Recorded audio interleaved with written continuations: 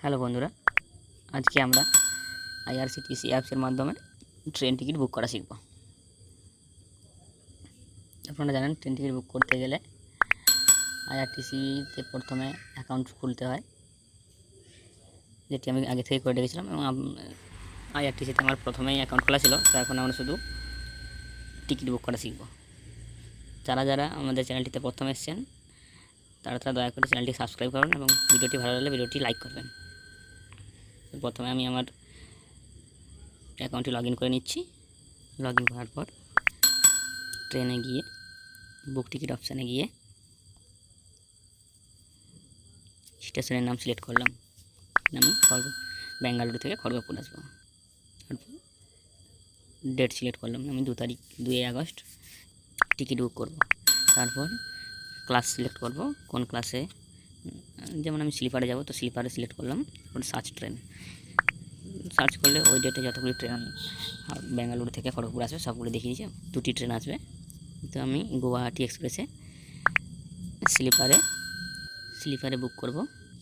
তো স্লিপারে 5টি ticket available আছে। প্যাসেঞ্জার ডিটেলসে গিয়ে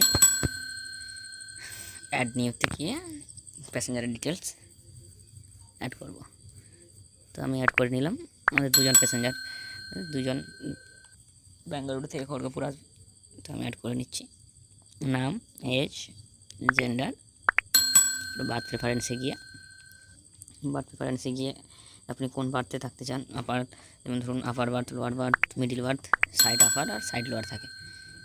আপনার যেটাতে ইচ্ছে ওটাতে ক্লিক করে ওটা সিলেক্ট করে নেবেন। সিলেক্ট করার পর অ্যাড প্যাসেঞ্জার, নিচে অ্যাড প্যাসেঞ্জার ক্লিক করলে প্যাসেঞ্জার ডিটেলসটি অ্যাড হয়ে যাবে। ওটা দেখতেই পাচ্ছেন, করে নিচ্ছি।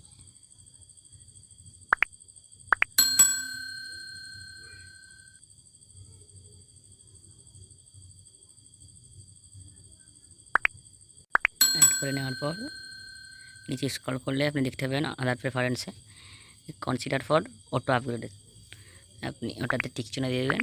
তো ওটাতে অনেক সময় কী হয়, রেলওয়ের তরফ থেকে অটোমেটিক আপনার আপগ্রেড হলেও হতে পারে। যদি আপনার লাকি থাকে, আপনি যদি লাকি হন, আপগ্রেড হয়ে আপনি এসি কোচে ট্রান্সফার হতে পারেন। করে নেওয়ার পর পেমেন্ট অপশানে যেতে হবে। স্ক্রল করার পর পেমেন্ট 2 ধরনের করতে পারেন, আপনি ক্রেডিট কার্ড থেকে কিংবা ইউপিআই থেকেও করতে পারেন আপনি। তো আমি পেমেন্ট করে নিচ্ছি। পেমেন্ট করতে গেলে ক্যাপচারটি ওখানে লেখার পর